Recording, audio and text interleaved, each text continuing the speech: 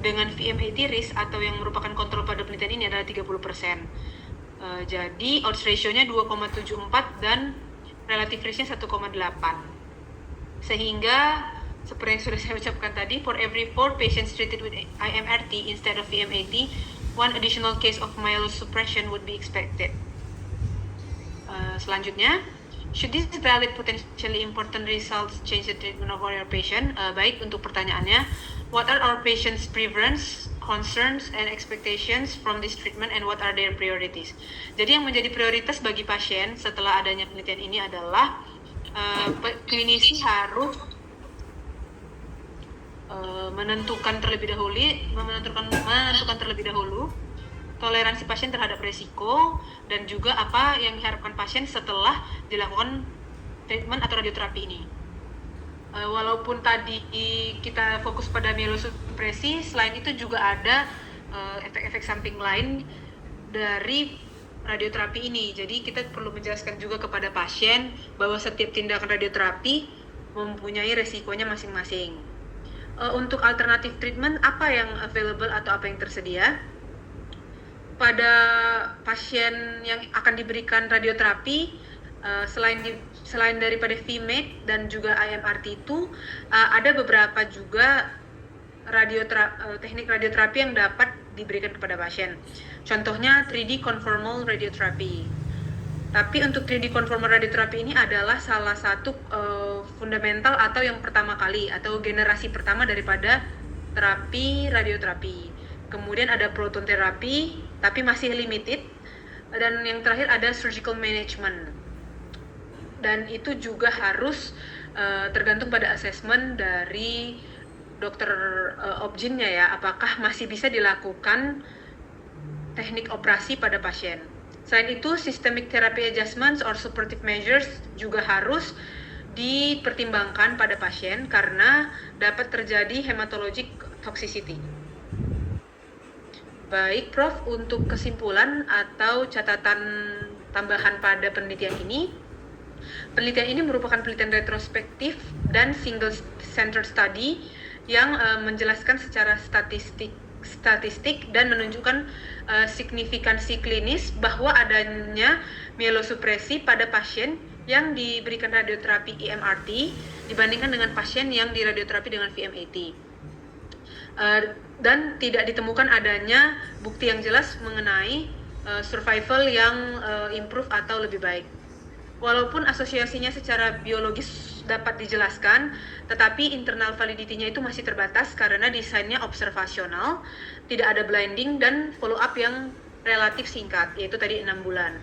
Untuk external validity-nya juga terbatas karena pada studi ini hanya dilakukan pada single-centered dan pada pasien dengan populasi yang spesifik, sehingga disarankan perlu dilakukan lagi penelitian-penelitian atau studies yang prospektif dan lebih luas untuk mengkonfirmasi hasil-hasil seperti yang sudah tersebut di atas. Terima kasih, Prof.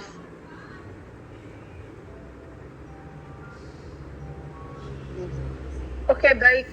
Saya kok agak mix up ya. Ini yang presentasi obgyn atau radiologi barusan ya? Obgyn ya? Radiologi, Prof. Cuman dari radiologi obgyn.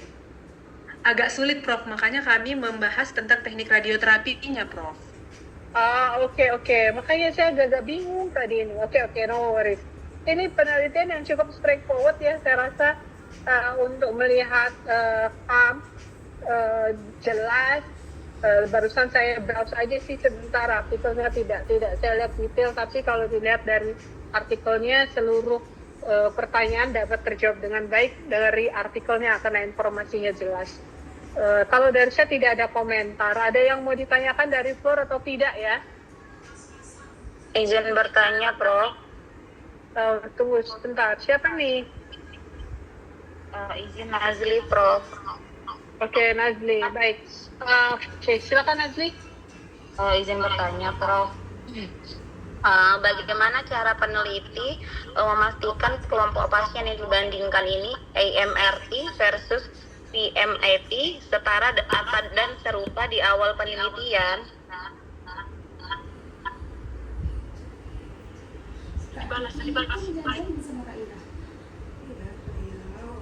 silakan dijawab. Apakah kedua kelompok setara, sebanding atau tidak? Baik, terima kasih Dr. Nazri atas pertanyaannya dan kesempatan untuk menjawabnya. Prof, untuk penelitian ini, peneliti sudah menyebutkan di awal bahwa ada kriteria inklusi yang cukup ketat untuk meminimalkan bias seleksi. Dan hal ini juga yang tadi menjadi limitasi dari studi ini, di mana semua pasien itu wajib memenuhi syarat spesifik seperti yang pertama, kanker serviksnya itu telah terkonfirmasi secara patologis. Yang kedua, merupakan kasus diagnosis yang pertama kali dan bukan kasus rekuren. Walaupun tadi dibilang bahwa kanker serviks adalah kanker dengan rekurensi terbesar, tapi pada penelitian ini tidak boleh kanker serviks yang rekurensi, harus yang pertama kali di diagnosis.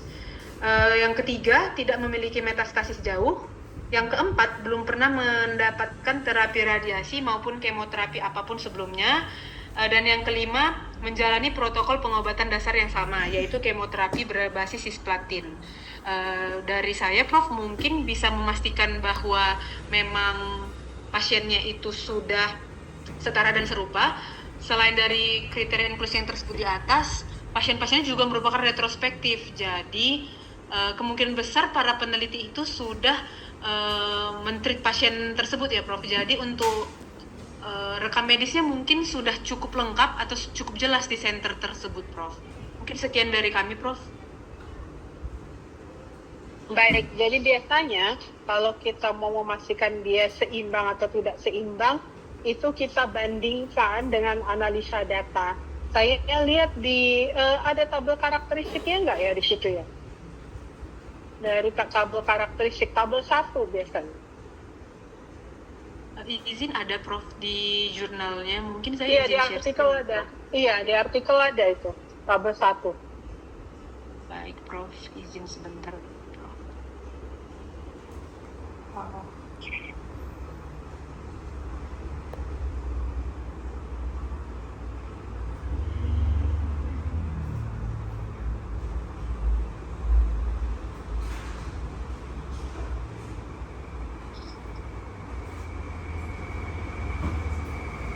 Apakah sudah terlihat, Prof?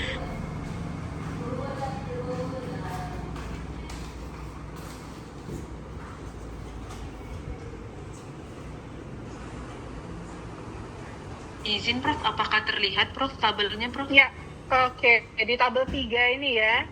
Jadi kalau kita lihat tabel 3, nilai P-nya itu kan semuanya di atas 0,05. Kecuali untuk dua yang terakhir. LNM sama positif margin, ya kan?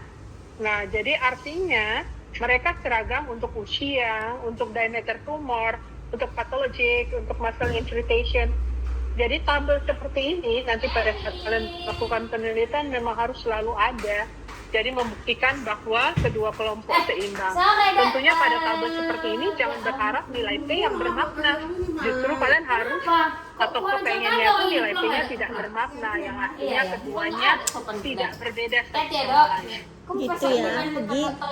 Jadi ya. di sini dimasukkan variabel-variabel kira-kira yang bisa merancukan hasil penelitian. Tidak usah juga seluruh variabel di analisis di dalam tabel ini. Itu mungkin jawabannya untuk Nazli.